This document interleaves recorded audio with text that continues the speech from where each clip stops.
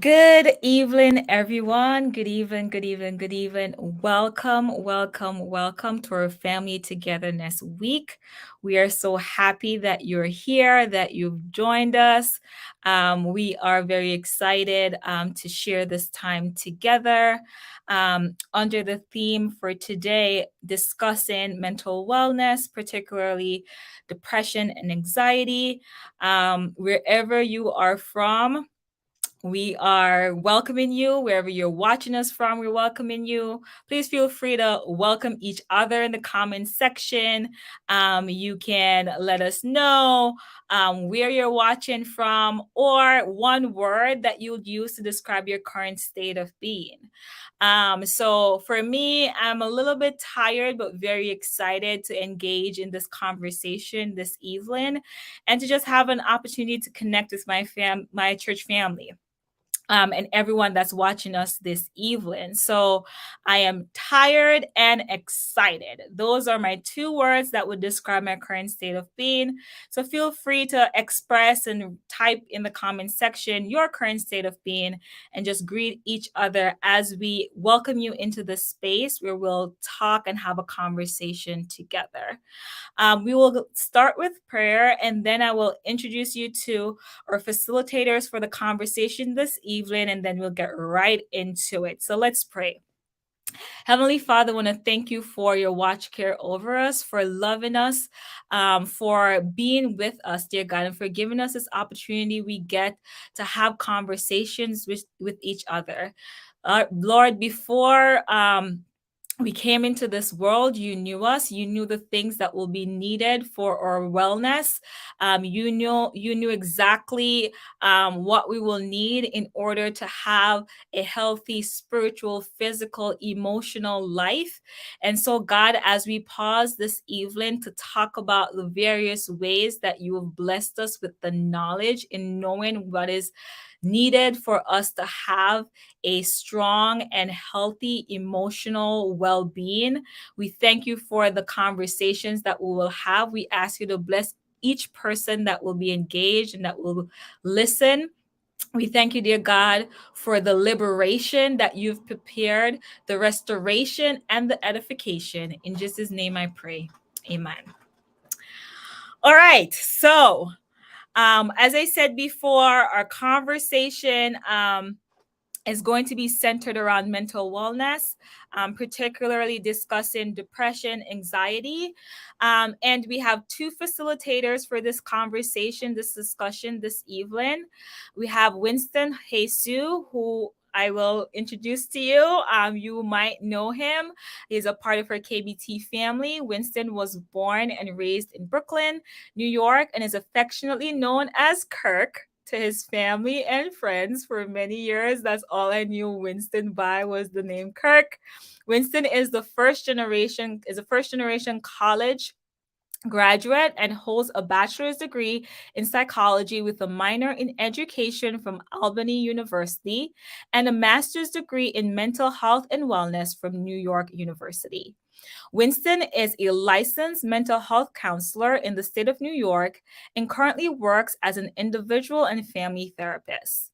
Winston's aspiration is to create a space where people can feel empowered to express themselves and find their strength in their vulnerability.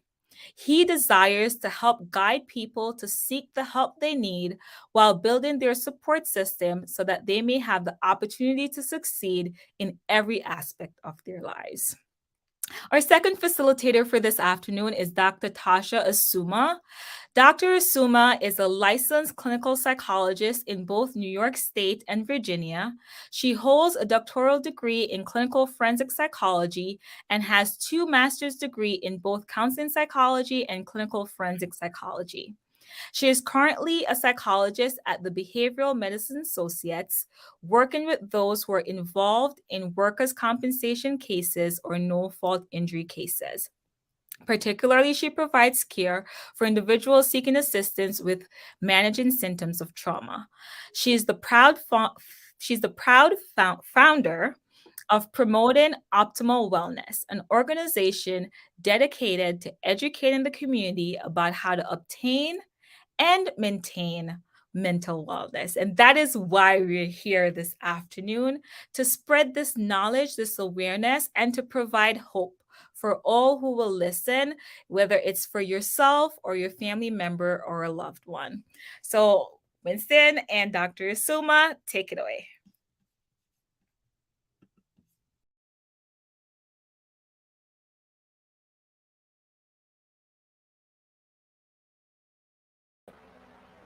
Good evening, church family. Thank you for the opportunity to present.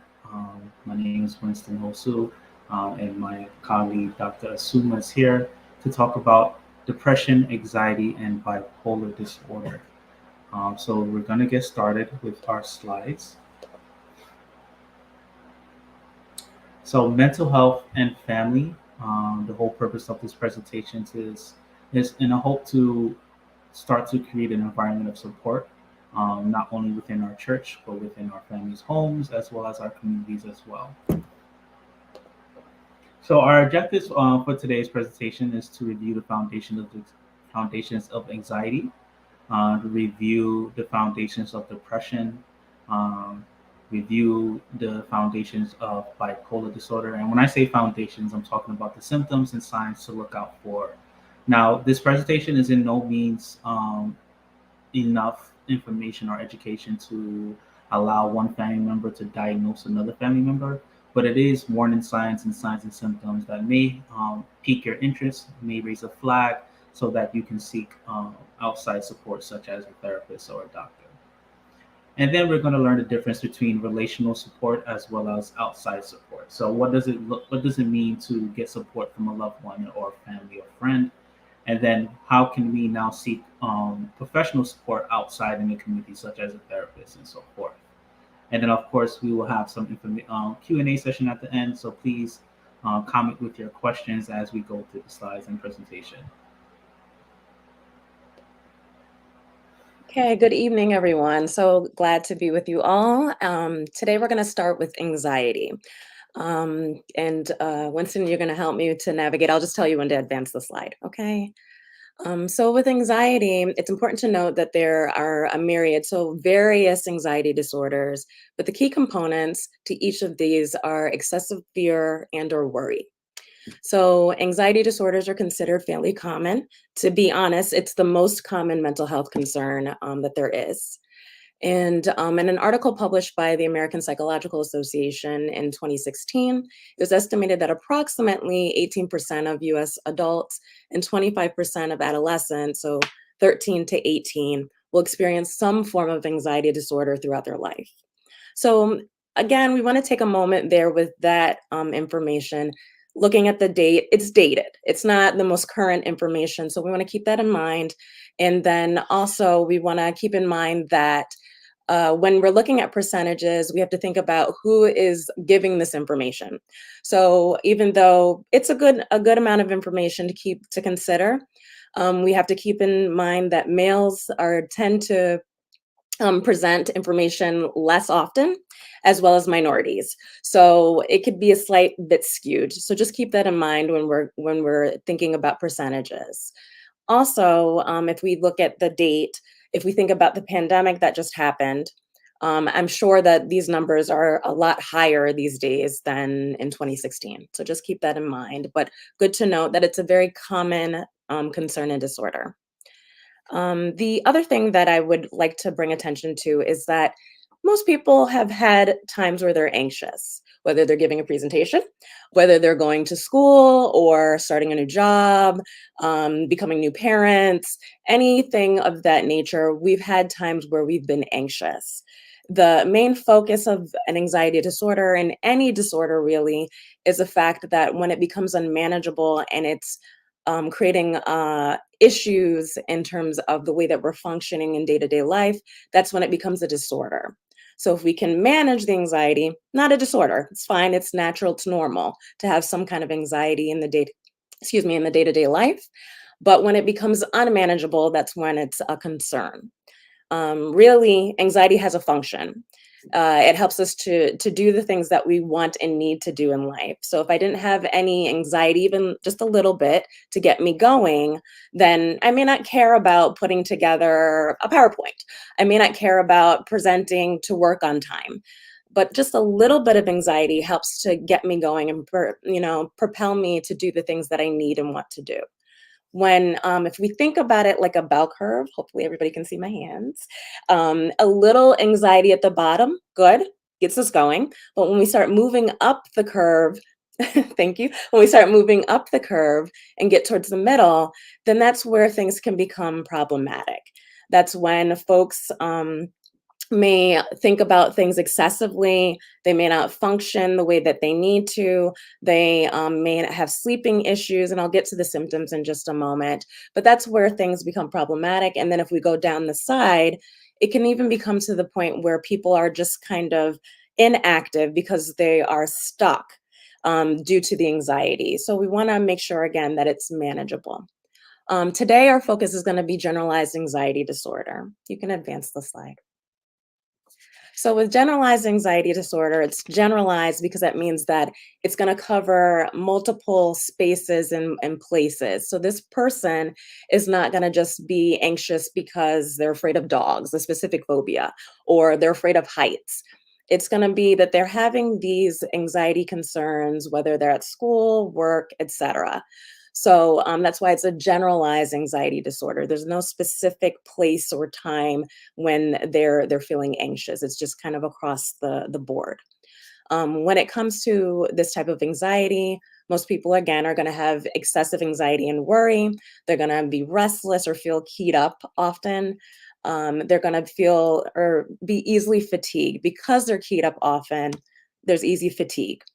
There's going to be difficulty concentrating or their mind going blank. And that's usually because they're thinking of all of the what ifs about life. With anxiety, it's good to think about it in terms of living too far in the future. We're constantly thinking about what if this happens, or what happens if that happens, or what if it doesn't happen. So living too far in the future. So it's very hard to concentrate if your mind is always thinking of the next step. Sometimes there could be irritability, muscle tension. So there's always a mind and body connection. So if we have a lot of things racing around in our minds, we might present as very tense a lot of the time. So there's muscle tension. And then sleep disturbance. Again, if you're constantly thinking about the what ifs, it can disrupt sleep. If you look at the picture beside it, there's some more very key symptoms that come with anxiety. So just starting at the top of the head, there's the overthinking that we just spoke about. There can be avoidance. If we are afraid of what's going to come next, we might just avoid it in totality. There's sweating. A lot of times there's profuse sweating. Stomach issues. If, again, that mind-body connection. If I'm thinking about things, I might get an upset stomach or constantly have to use the bathroom. Panic attacks. Here's one thing that people hear often, and I just want to define it a little bit more. When it comes to a panic attack, the key points to a panic attack is that it's anxiety to its highest. A lot of times people will state that they feel like they're having a heart attack. So they feel like there's something heavy on their chest, they can't breathe, there might be the profuse sweating, and they actually go to the emergency room thinking they're having a heart attack. When they do their checkup, they check their heart, they find that their heart is fine. And so then that's when they determine that they've had a panic attack. And usually, when it comes to panic attacks, the fear of having another one is the thing that keeps them going. It keeps perpetuating the panic attacks. So again, looking too far in the future. Another right underneath the panic attacks is the needing for reassurance. So having the need for other people to tell them that it's going to be okay, or finding other ways to try to determine if something is going to be okay. Um, Also, there is a lack of patience, so not wanting to be waiting around for what's going to come next. Trouble concentrating, we covered already. And procrastination, it kind of falls with the avoidance. Again, if I put it off, then I don't have to deal with it because I'm concerned of what's going to happen if I have to deal with it. So I'm just going to push that work off or whatever is needed. I'm going to procrastinate. Constant worrying, we covered. Trouble breathing, again. Sometimes people can have panic attacks that have trouble breathing, or they're really anxious that have trouble breathing. Headaches, again, that mind and body connection. If I'm stressing about certain things, I might have a stress headache. Rapid heartbeat, insomnia, again, the lack of sleep, and then memory issues. If I'm constantly thinking about certain things, then I might have trouble remembering things because it's not actually being encoded properly when I'm taking in information. So those are just some of the symptoms that one might experience when they are experiencing anxiety. You can advance. We have a video to show a lived experience about experiencing anxiety. It's spoken word, so hopefully folks can listen in and see, how things go.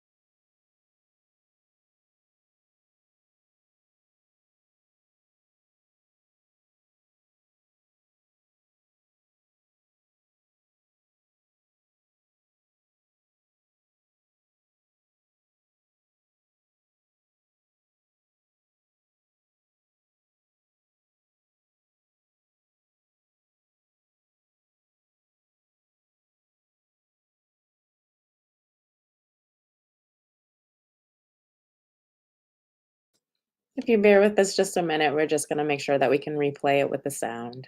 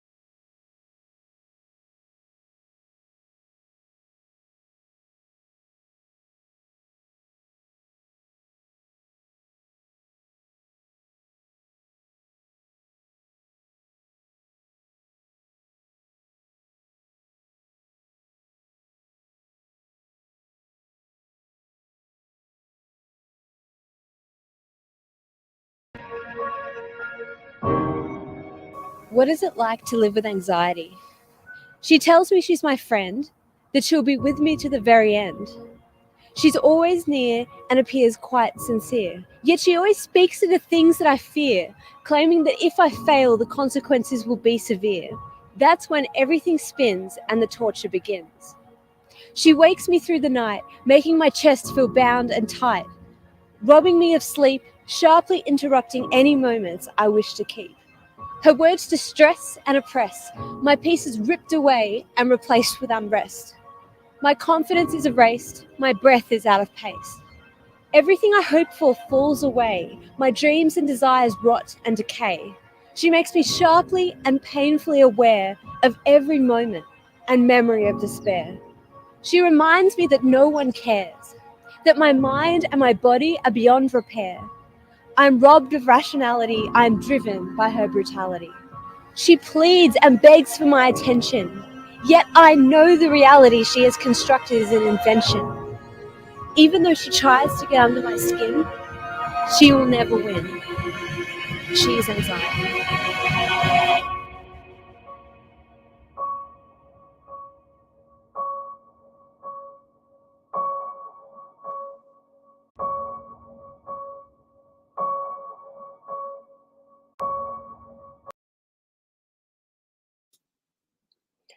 And now Winston's going to speak to us about depression.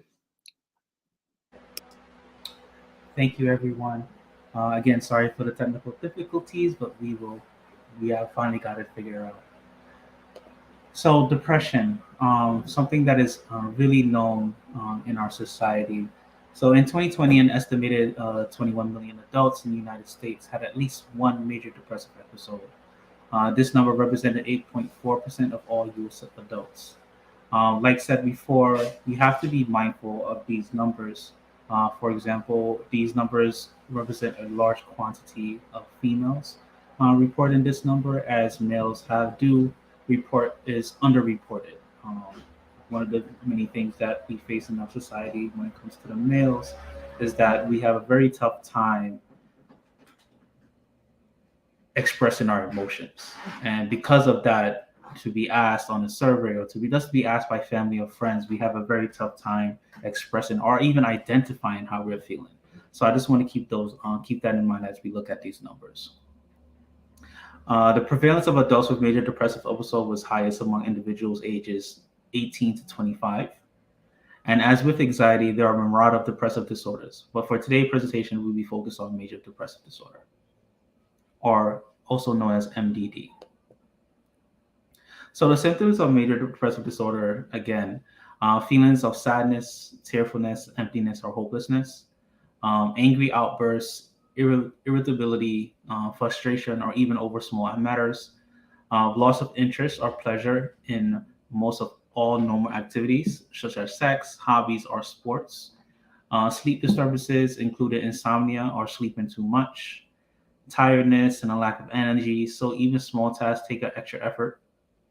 Reduced appetite or weight loss or increased cravings for food and weight gain, slow thinking, speaking, or body movements, feelings of worthlessness or guilt, fixated on past failures or self blame, trouble thinking, concentrating, making decisions, and remembering things, frequent or recurrent thoughts of death, suicidal thoughts, suicide attempts, or suicide.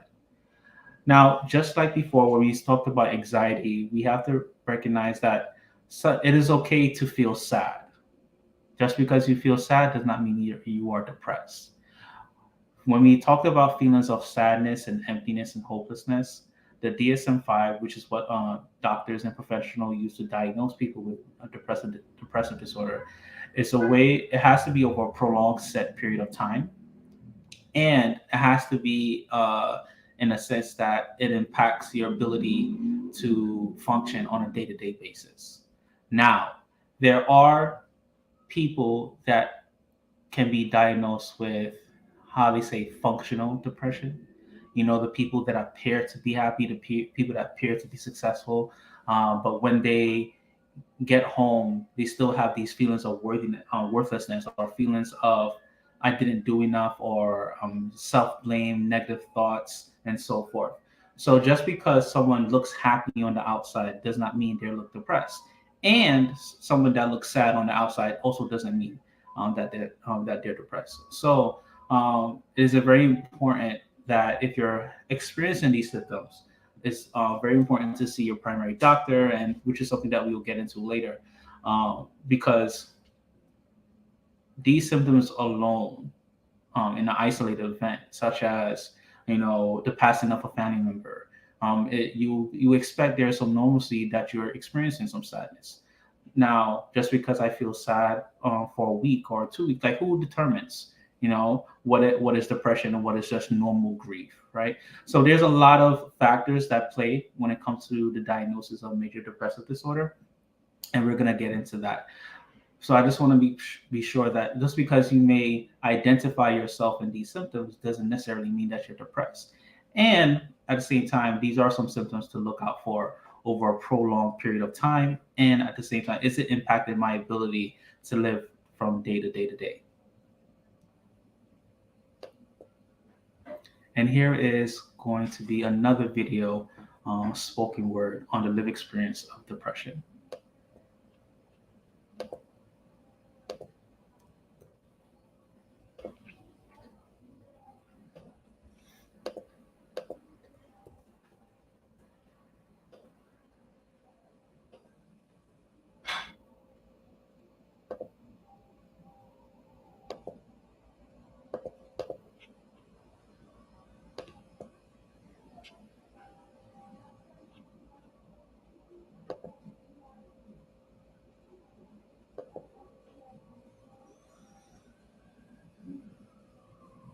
Is to people who suffer with depression and any other mental illness out there.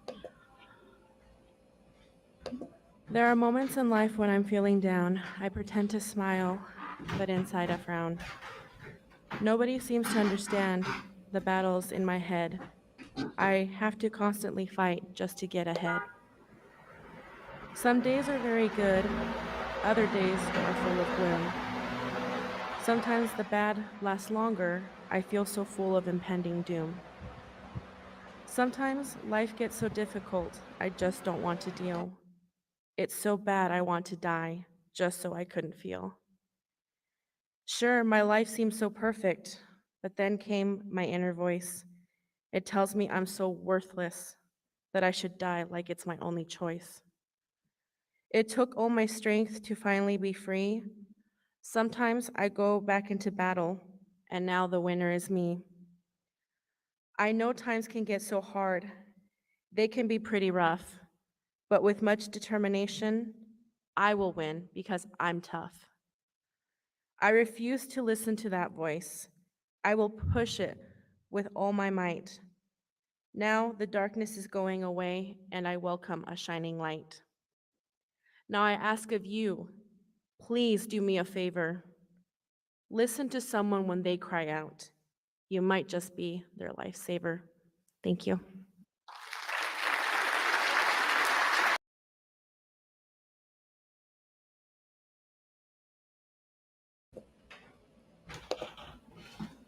So now I will turn it over back to Tasha to discuss bipolar disorder.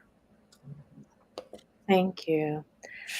So we snuck in a bonus for you all. I know that the emphasis was on depression and anxiety, but we also thought that it would be helpful to just go over some of the basics with bipolar disorder, because it is something that comes up common in the community. So maybe not as common as depression and anxiety, but there are questions around it often. So we figured we'd cover this as well. So just explaining the name, this used to be called manic depressive disorder. Over the years, it's been changed to bipolar disorder. So the reason for this is, in terms of clinical standpoint, when they think of just depression, they call it a unipolar diagnosis. When someone is depressed, they have a baseline, and then their symptoms bring them down. So everything is going in one direction. So it's a unipolar diagnosis. When it comes to bipolar disorder, if we look at the chart again, it's going in two directions. So bi meaning two different poles that their symptoms can pull them in. So you have, just as you see right there, the normal mood, And it can either go up towards mania, which is for just a short terminology, elation is what we'll call it. And then the bottom, depression. The key components or aspects of bipolar disorder include a manic episode and, for most, a depressive episode. In terms of clinical needs and meaning, we're going to say that they include one of each. There are two classifications for bipolar disorder. There's bipolar 1 and 2. Bipolar 1 means that they have a manic episode. So if you look at the chart again, there goes from normal mood, then it's hypomania, moderate mania, severe mania. When someone has bipolar 1, they're going to be in the severe or moderate mania areas of the chart. When it comes to bipolar 2, they kind of stay in the hypomania area. So we can advance the slide and I'll explain more about the differences in mania.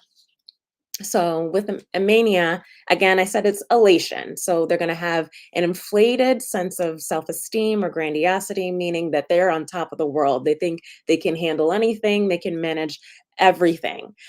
There's a decreased need for sleep. So again, this is not someone who's just managing with little sleep, like a new mom, like myself. Not someone like that. You're gonna see somebody who will sleep for 2-3 hours and still be moving a mile a minute and not feel the need for rest. Someone who's more talkative than usual. And again, with the clinical standpoint, they call it pressured speech, meaning that you can't get a word in edgewise. They just keep going and going in terms of their speech. And it's really, really hard. It's kind of like doing double Dutch if you're trying to jump in when they're just keep talking and jumping from topic to topic. There's a flight of ideas or a subjective experience that thoughts are racing. So again, the thoughts are going a mile a minute. Easily distractible. Their attention can jump from here to there, and it can be something that's very unimportant, irrelevant to what's going on in life. There's an increase in terms of goal-directed activity. Can go either way, to be honest. Could be an increase in goal-directed activity, so starting a bunch of projects but never finishing them. That's the key. It's not that they're working hard at one project and get it done. They might start a bunch of different ones and then just move on to the next. Or it could just be non-goal directed movement. So in some cases, extreme cases, you might have someone who will walk from one state to the next, just wandering, because it's non-goal directed behavior. They just need to move. Again, excessive involvement activities that might have a high potential for painful consequences. So spending frivolously, getting into some type of gambling or foolish business investments, having inappropriate relationships with people that they just met or don't know, things of that activity or nature. The difference between mania and hypomania, again, is that hypomania is not as intense and it doesn't last as long. That's the other key component. Mania can go on for quite some time if there's no intervention, but hypomania tends to last a shorter amount of time. So that's the difference between the two. You can advance the slide. So here's another lived experience. This is not spoken word. It's a short video, just as a man explaining his experience with the diagnosis of bipolar disorder, some of the symptoms he's experienced, and then his treatment.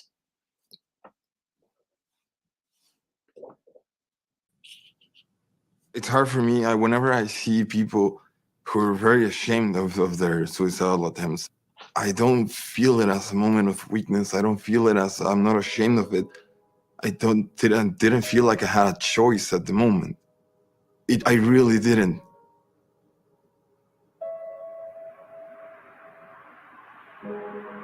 I had a good life in Mexico. I went to law school and I got a job in a very nice law firm. And then it just continued getting better, and I started getting into this routine where I was being very, very active, and then all of a sudden I didn't really need to sleep. I stayed awake for like 40-something hours, and everyone thinks highly of you because you're like overperforming in almost every way. I didn't think there was anything wrong with it. There was, but I didn't think so at the time.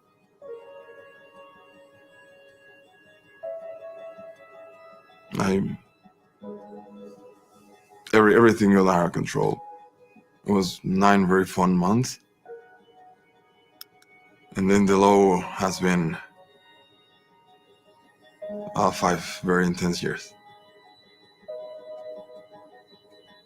I was working in a cool job, and I got engaged to my girlfriend, Catherine. And everything I could think the entire day was, how do I kill myself?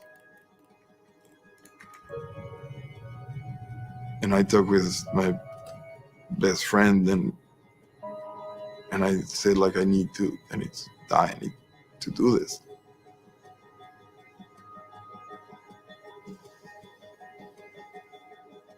And my friend said, listen, I as much as I love you, I will help you if that's what you need. But break up first. Like, don't do this to Catherine. So I took help from the best psychiatrist I've ever met, Dr. Senior in Sunnybrook. And the first time he saw me, he said, you have to stay here. Like, you cannot go home. He suggested to get hospitalized and get convulsive therapy. My girlfriend supported me to go to the hospital. 1 month before our wedding, they put you to sleep. They sedate you, and they put electrodes in your brain, and then you have seizures. And then you wake up and you feel like a train hit you. But it changed me. It really changed me, like, right away.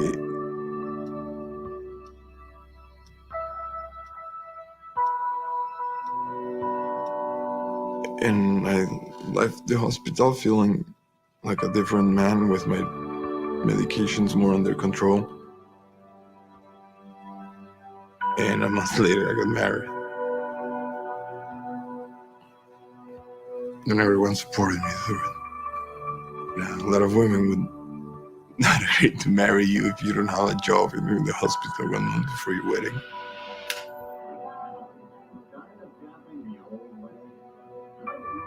She supported me through the very, very worst times, and she knew from the beginning what she was getting into.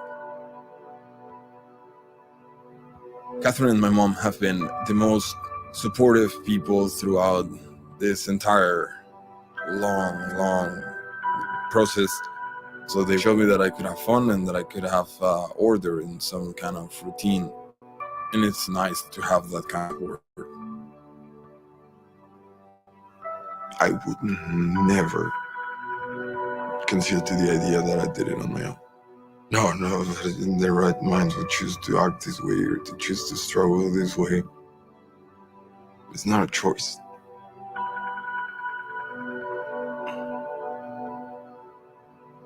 It's not a death sentence.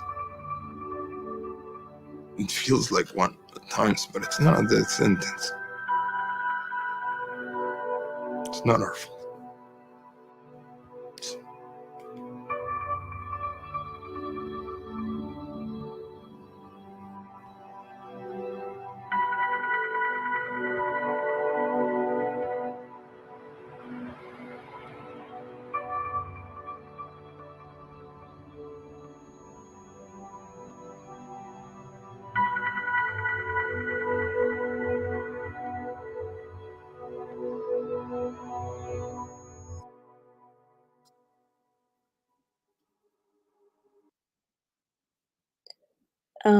One thing that we want you to notice about his experience is the way that his environment impacted both the beginning when he was first experiencing symptoms, people feeling like, oh, he's doing a great job, striving hard.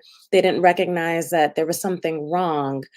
So the main point of all of this evening is to make sure that we have at least some ideas of when things might be going awry. And then the second thing that we want to emphasize is the fact that his family was the most important thing that in terms of supporting him and helping him to get to a place of stability. So that leads us right into how do we support one another when things come along. So I think one of the most important parts of this slide is to go over the difference between relational support and community support. The type of help that you can get from a family or a loved one is different from the type of support that you can get from community support, right? I'm a therapist, and I tell my wife all the time, I cannot be your therapist. So if you need a therapist, I can point you in the direction and I can connect you where you can get a therapist, but I cannot be the therapist because simply that's my loved one. At some point, I'm going to get to a place where I'm going to feel biased because I know her, or I view her life through a different lens than someone who doesn't know her at all. So I really believe that no, the difference between relational support and community support should be different. Relational support, remain open, ask questions, give affirmations, and provide supportive feedback, and support through action. Remaining open. Sometimes when people cry out for help, we feel that uh, it's a burden for us to reach out and support. So remaining open, meeting them where they are is very big. Giving affirmations, providing supportive feedback, and support through action. Community support. Obviously, is individual therapy, there's group therapy, there's psychoeducational groups, self-help books, and lessons. And in our next slide, we're going to go over the differences of the type of professionals that you can get individual therapy, group therapy, and the psychoeducational groups from. So many people have questions about what are the differences amongst the different clinicians. So these are just some of the most common mental health clinicians that most people will come across. Starting with psychiatrists and psychologists, and sorry, it looks a little muddled there, but the top two say psychiatrist and psychologist. Those two tend to get mixed up is what I will say. And so I want to just define that. Psychiatrists are the ones who prescribe medications. They are medical doctors. Psychologist, like myself, is either has a degree in psychology, like myself, a doctorate in psychology, or a doctorate of philosophy. And so they're both doctors, but in different ways. Psychologist is going to provide either the talking cure therapy or do testing and assessment. The next two, either licensed clinical social worker or a licensed mental health counselor, such as Winston, they provide therapy and they are mastered level individuals. So I believe the viewpoint is a little different. I tend to work with a lot of social workers, have worked with a few licensed mental health counselors, and I see with social workers, they tend to provide a lot of resources, which is slightly different than psychologists in that regard. But again, the main point is to give counseling for those two. Not that a psychologist is not going to give counseling. That's what I do all day right now. But in certain settings, the positioning is going to change. If you were in a hospital, the psychologist may not do as much of the therapy as a social worker or a licensed mental health counselor. In an outpatient setting, if you're going to see a therapist, in the community, any one of those folks will do. Any one of those folks can provide you with excellent therapy. Again, psychiatrists kind of stand off to the side because they prescribe medications more often than not. Some of the very older psychiatrists may have taken some courses in psychotherapy, so they may provide some therapy from time to time, but they're typically short sessions, 15-minute sessions, just to see about medications. So those are the main points about the different types of mental health clinicians. If there are other specific questions about them, we could get to it during the question and answer sessions, but that's kind of the breakdown. Just one more time, psychiatrist does the medications, or the medical doctor. Psychologist is also a doctor, but usually doctor of philosophy or psychology. licensed clinical social worker, licensed mental health counselor, master's level individuals who typically provide therapy. So ways to find a therapist. There are so much more ways to find a therapist than just these 4 options, but these are one of the 4 primary ways that you can find a therapist for yourself or for a loved one. First one being insurance. You can call your insurance. You can find out if you're covered for therapy, which most likely you are. And then you can ask for therapists in your neighborhood or in your community or in a certain borough. And they will give you either email you or tell you over the phone a list of places that offer therapy. Your primary doctor. Your primary doctor is a person that you can ask to for a referral for a therapist. And then we have 2 websites located at apa.org, and then we have psychologytoday.com. Those are 2 places that you can go and find a therapist. Is Psychology Today has so many filters. You can filter it by your insurance. You can filter it by whether you want virtual or whether you want in person. I even think if you prefer an African American therapist versus a different ethnic therapist, there's so many filters on Psychology Today. And then I don't want to underestimate the power of Google. If you can just say, type in Google and say looking for a therapist or something along those lines, there's so many options that come up for you. But if you don't want to get overwhelmed by that many options, these 4 will streamline that process.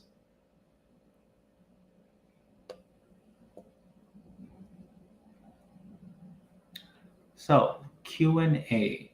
I'm gonna welcome back Shanique. She's going to help us moderate these questions. All right, we have some questions in our comments. I've been living in the comments and having conversations with people in the comments. So we have a great community here that's really engaged in the conversations that we're having. So we'll get to the comments. There's one that was very much related to what Tasha you just spoke about. So I'll just talk about it real quickly. Why would I choose a psychiatrist over a psychologist? Like, what are the differences there? I can give one perspective, and then you guys can jump in.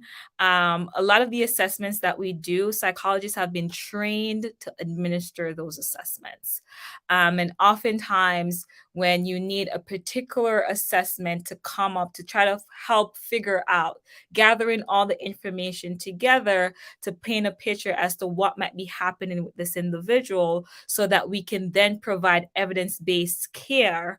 Oftentimes, those assessments are conducted by psychologists because we are trained in the administration of those assessments. Also, psychologists are trained in giving evidence-based treatment, similar to how they do research to see how efficacious a drug is. Psychotherapy has similar research to show its efficacy, right? How well does this work? And the research tells us that mixing medication with psychotherapy is the most effective care than medication alone. And this is why it's absolutely important for there to be a comprehensive care where it's not just medication management, or there are individuals who do not desire to take medication. And in the event that that is the case, we do have evidence-based practice that can be implemented for your care. So wanted to bring that in the space. Anyone else want to say something to that, or we could just move on to the second question? I'll just add, Go ahead.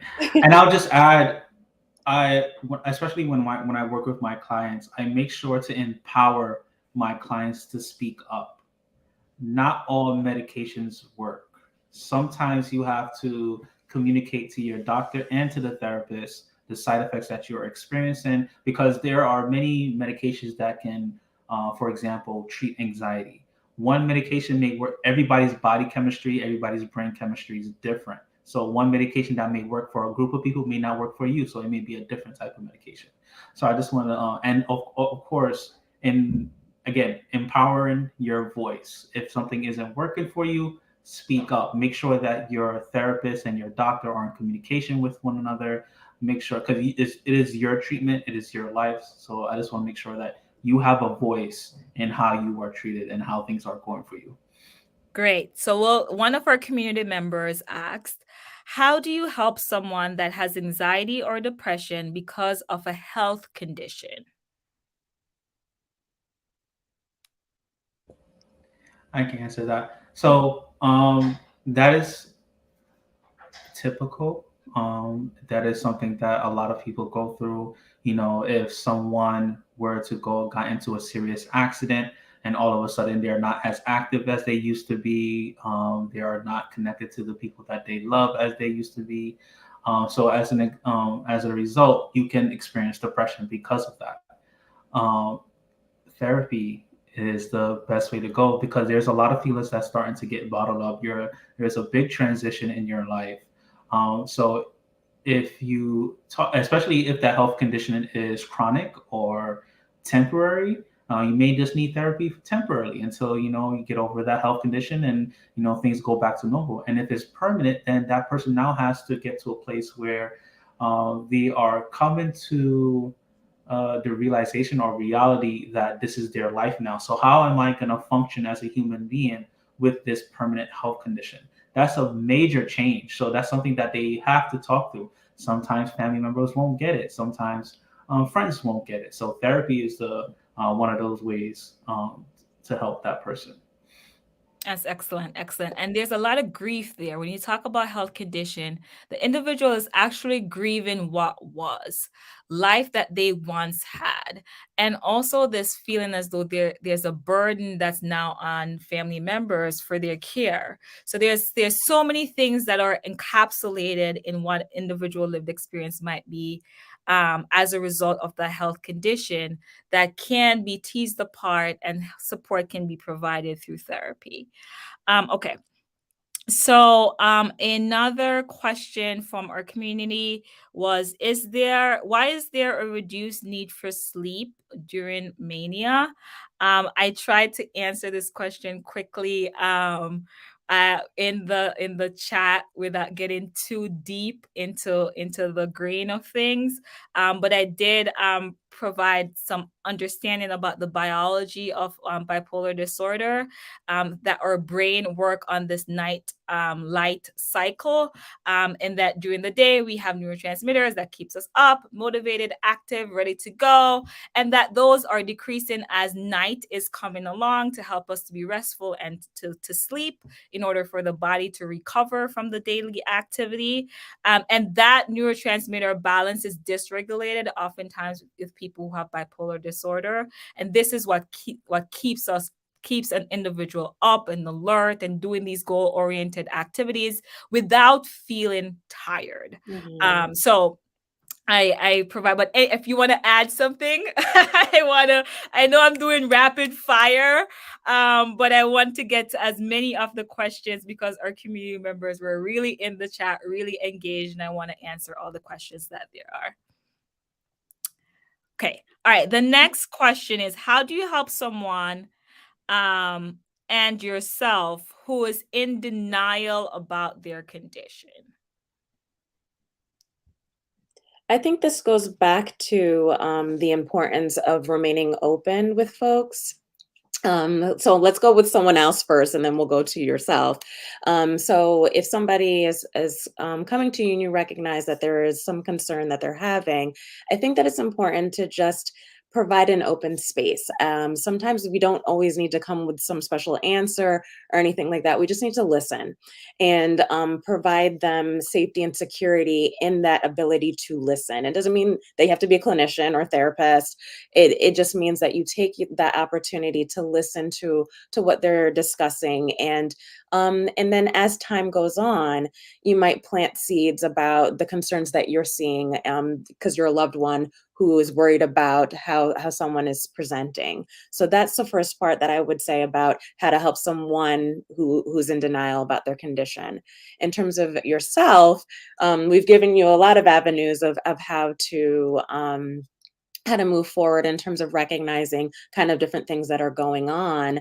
I would always say that seeking therapy is always going to be our plug, just because we're a bunch of therapists. But if you're talking to your loved ones about the different things that they're recognizing about you, sometimes that can be helpful because they see you in the day-to-day, everyday life, and they can, be invaluable to speaking to, again, the concerns that they might be observing.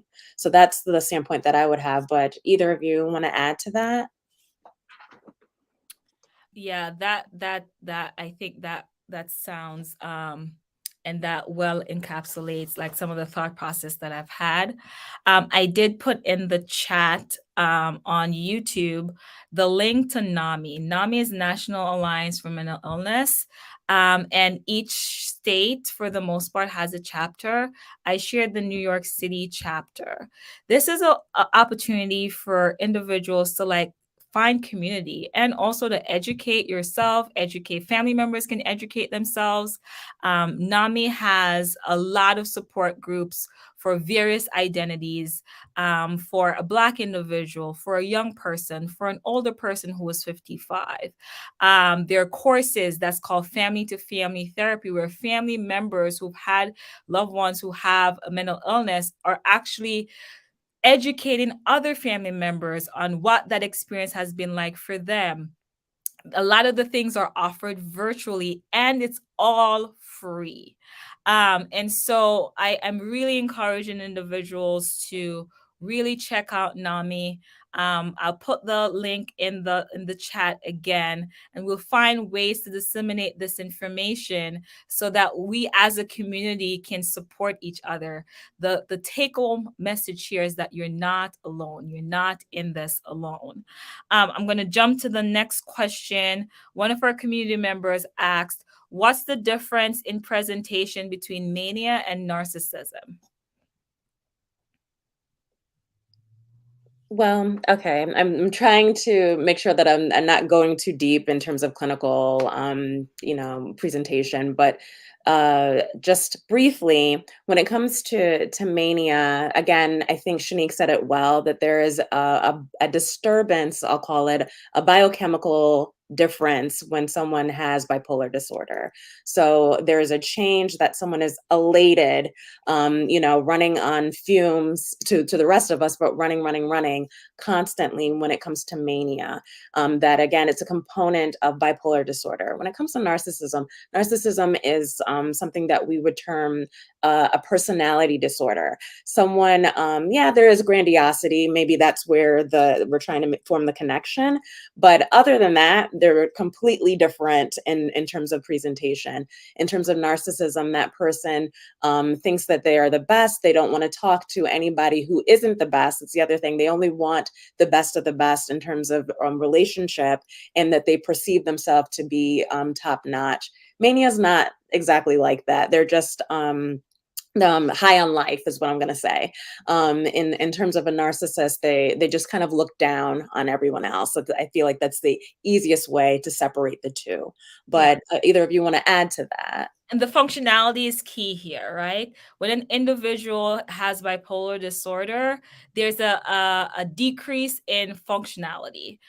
Their ability to engage in their daily activity at work, at home, with relationships, maintaining their environmental space, those things are impaired. And the individual is having a lot of social skills deficit. Like there are a lot of impairments that's happening here. Whereas an individual who is diagnosed, not just someone that you think is narcissistic, but someone who is actually diagnosed with the personality disorder, their functionality is fine. They're getting along. They're doing things that they need to do at the optimal level, and even with a sense of perfectionistic a flair to it. And we're not seeing an impairment in functionality. We're just seeing it present in their interpersonal relationship with others. And so that's a good line of delineation, is the level of distress and the impairing functionality. Okay. there is, we have some more questions. Is there one technique that work across the board for anxiety? I don't want to say that there's just one technique. I usually, working with clients that have anxiety, I like to have a combination of techniques. A lot, because sometimes one technique may work great, but after some time, especially if you rely on that technique all the time, then that technique itself starts to deteriorate. So you want to make sure you have a combination of techniques: meditation, mindfulness, breathing exercises, those kind of things, coping skills. All of these type of different coping skills that you can always have. Not saying that you have to use every single one when you're feeling anxious, but at least you have a bag of techniques that you can always turn to. Excellent. I think as Winston says, it's what works best for the client. We often take a client-centered approach, a person-centered approach, and tailor the intervention to the individual goal.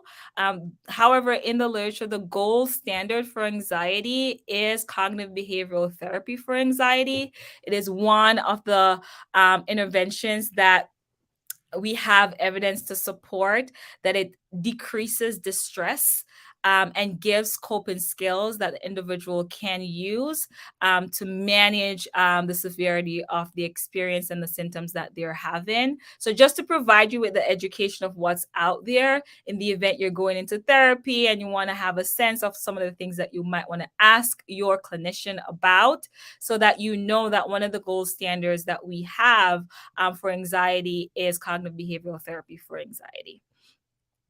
Okay. Is electrotherapy always a treatment for bipolar disorder, or is it only for extreme circumstances?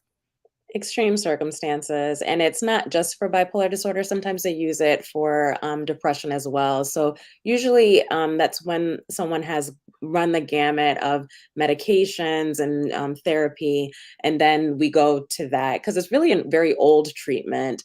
If what that's a really kind of outdated, archaic treatment. It works, for those that really need it, but yeah, no, extreme circumstances. Yeah. Thank you. Yes. And there's a lot of side effect to ECT, which is electroconvulsive therapy. A lot of side effect, memory loss, things of that nature. So again, is having the knowledge as to what is out there as treatment and what might work, and some of the side effects of whatever intervention that is going to be given to you. Again, NAMI, educate. We have the knowledge. Let's go to NAMI. Let's educate ourselves as to what these things are, how we can support, and take some of the courses or join some of the support groups that are out there. Okay, so we have two more questions.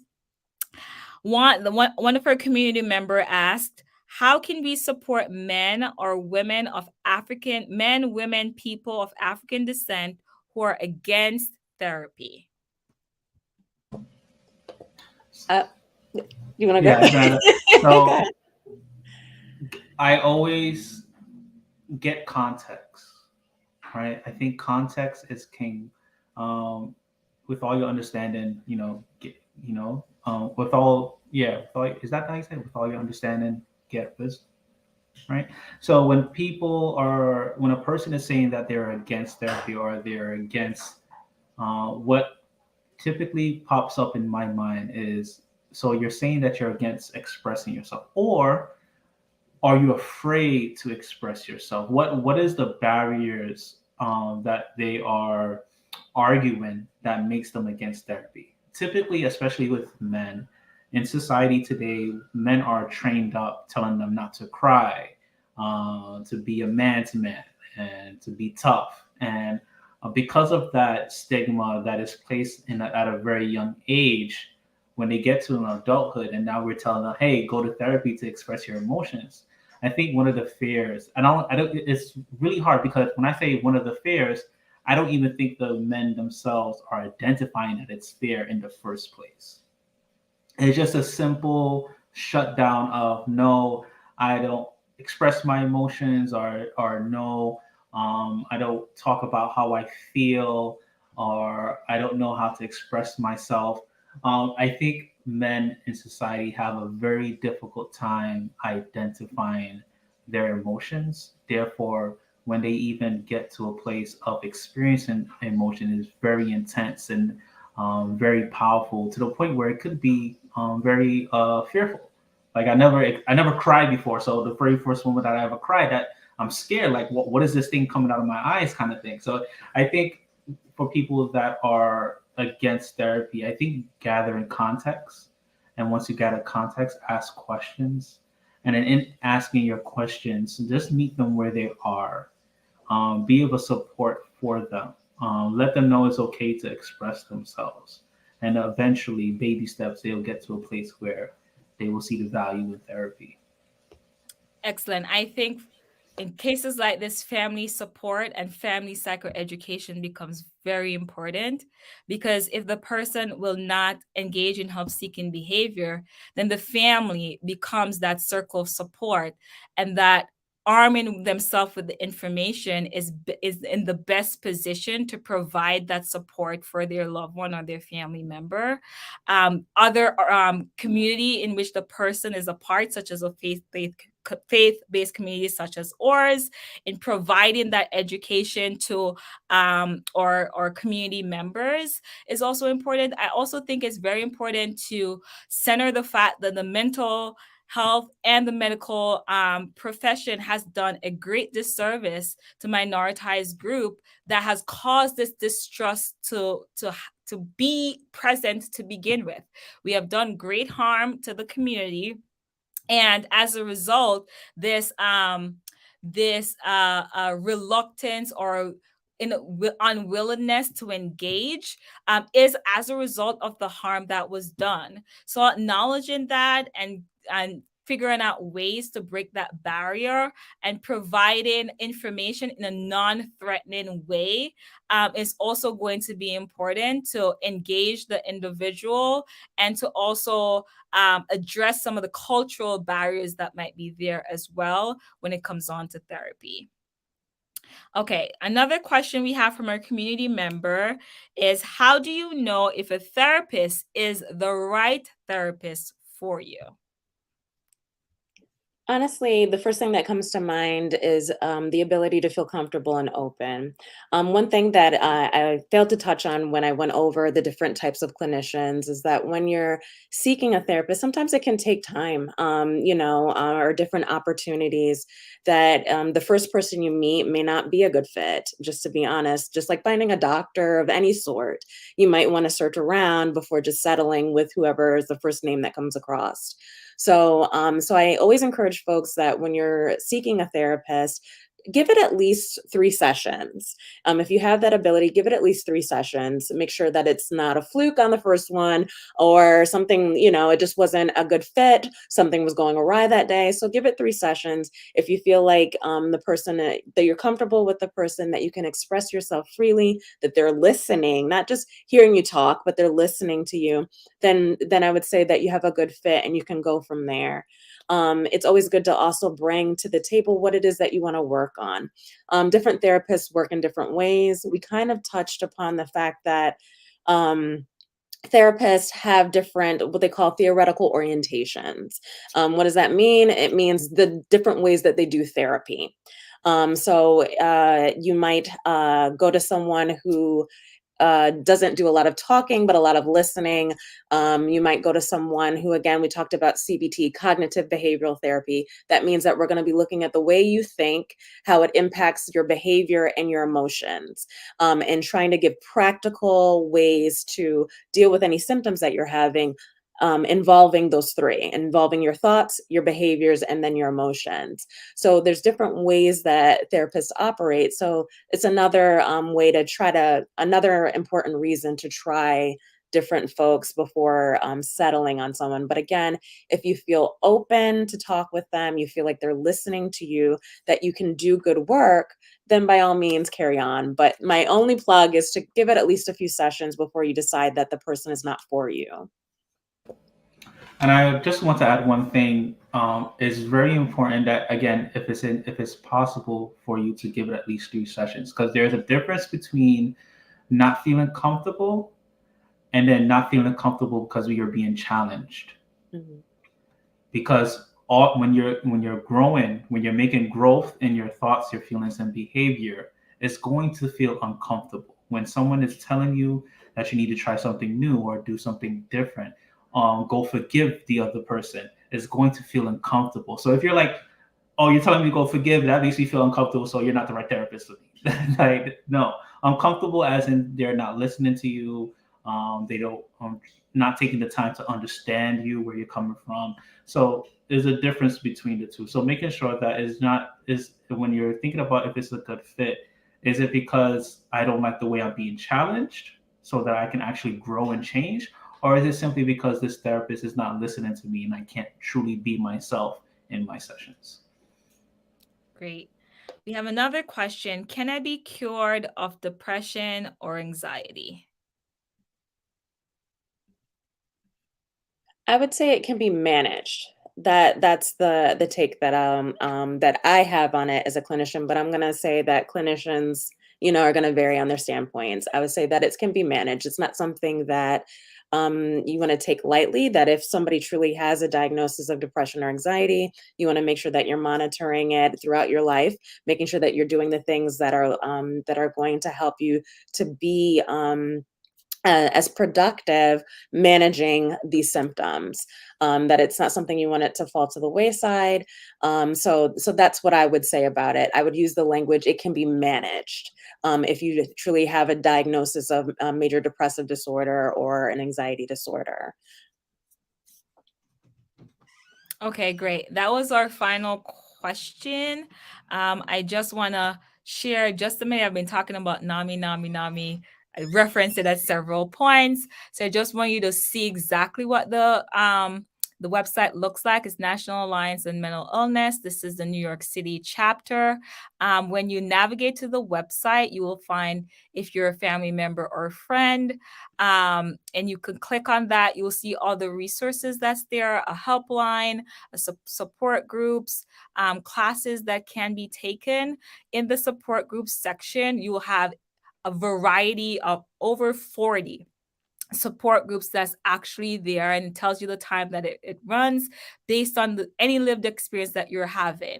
If you're experiencing mental distress and you're over 55, if you're a Black individual who is navigating mental distress and you also want to talk about that as it ties to your Black identity, there's a support group that's centered around Black Lives Matter. For Asian Americans, for individuals that might be having hearing voice experience, an individual who is living with bipolar disorder. There is also support for that. Living with anxiety and depression, there's also support for that as well. These groups run at a particular time. Sometimes it's third Fridays, sometimes it's twice a month, and there's a time, and it's all virtual and all free. So check out NAMI. It has family support, it has peer support, it has young adults living with bipolar, young adults in general, a wellness chat. If you want to talk about your spirituality and also your religious conviction, in addition to your mental wellness, there's space for that as well. So I really wanted you guys to see what the website looks like and all the things that are available for free, for us to engage in and for us to support each other and support our loved ones as well. Okay, if we have any other questions, please feel free to reach out to us. At our KBT website, there is a Q&A segment or section that you can click on and just reach out to us and ask as many questions that you might have. And our family life ministry leaders will come into our space now, and to just give us a quick rundown of what to expect for the upcoming days in our family togetherness week. And then we'll pray out. And I really hope, I want to thank Winston and Tasha for really facilitating this conversation this evening. I want to thank all our community members who are engaged and asked questions and was just supporting each other as we listened, and we experienced and we talked about some of these lived experiences that we have experienced at one point or the other. We know someone who is experiencing that. And I am very excited to see what we have next coming up in our Family Togetherness week. So the Matuazas, please educate us on what we have coming up for the rest of the week. Yes, thank you very much. Firstly, I'd like to say thank you to the mental health team for such a wonderful presentation on anxiety and depression. Such a timely and meaningful presentation to our church family to not only encourage but to educate and to help us to get an understanding of the steps that we need to take forward to get better overall. So thank you so much. In terms of the week, we're excited for the rest of the programs that are coming up. Tomorrow, we look forward to all the men out there joining us for Men's Only Talk. It's tomorrow, 7 p.m. Please be there. We look forward to it. It's going to be exciting. And we look forward to seeing you. Dr. Curtis Powell is going to be there in the house and sharing a timely word for us men. So look forward to it. And then on Wednesday, please join us again at 7 p.m. right here on YouTube Live or Facebook Live.